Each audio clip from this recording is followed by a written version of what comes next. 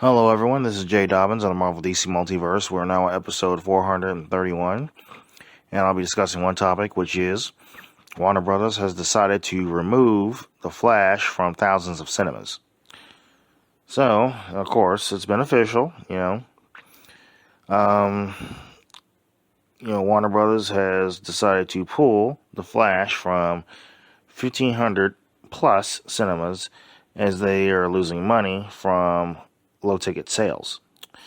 So the film has experienced massive drops in attendance as the weeks have passed, struggling to go beyond its reported $300 million budget. And Fandango has offered a buy one get one free deal, which failed to attract viewers. So I asked myself, how the heck did this movie fail? I saw the movie, I thought it was good, to be honest. Except for the scenes where Barry Allen was missing a tooth or whatever. But aside from that, aside from that, the movie was good. And I just don't understand,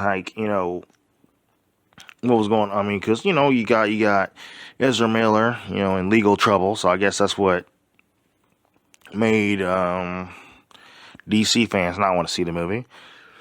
That's one reason I think of. And then, so obviously there was no press tour. So, but then again, it probably wouldn't have mattered anyway, because it's official that people just lost interest in the DCEU, pretty much. Ever since Henry Cavill's firing, people just lost interest.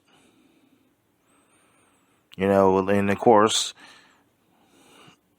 still, before Henry Cavill's departure, the Black Adam made, was it $391 million worldwide, which sucks, but if it had been released in China, it would have made $600 million at least in there, which combining it to over $900 million.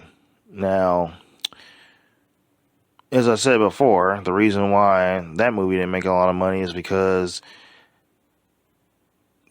I guess the Chinese government or China, I guess they found out that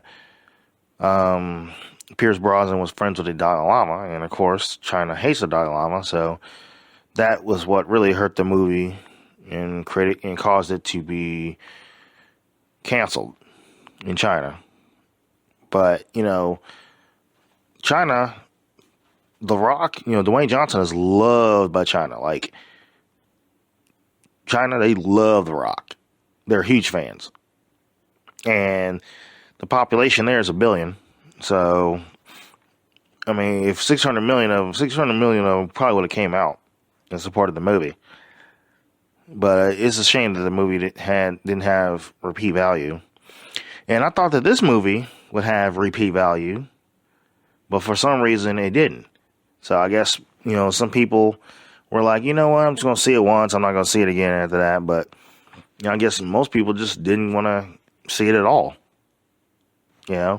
Which I think is the case, because, Henry Cavill's gone, Ben Affleck's gone, Gal Gadot's gone, Dwayne Johnson's gone, Ray Fisher's gone, and, they say Jason Momoa, he's not gone yet, but that's all a matter of time, but then again, he's talking about quitting Aquaman because the test screening for the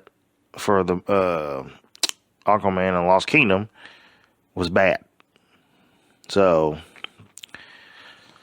unfortunately, this movie did not have repeat value like I hoped, and obviously I was wrong thinking this movie was going to make $1 billion. But despite it being released in China, that didn't even help, because it made $14 million in China. So, I thought the special effects was excellent. I like how they tied in the multiverse, the multiverse version of the DCEU, of course, but obviously it wasn't enough, and I guess I guess not a lot of DC fans are fans of Ezra Miller. Obviously, some wanted the movie to be out in theaters, which they got their wish, and some didn't bother. They didn't want to see it because because of Ezra Miller's legal troubles, of course. So, and people just lost interest in the DCU. So that's the only reason I can think of as far as them losing money, and now, Warner Bros. Of course, pulling the movie from 1,500 plus theaters. It sucks, but the DCEU, it's gonna be the new thing. Starting with Blue Beetle, but there's not really much left to say about this topic, but I guess that's it. That concludes it. So feel free to follow us on Instagram. We're available on iTunes, Google Play Music app, Spotify, and of course YouTube.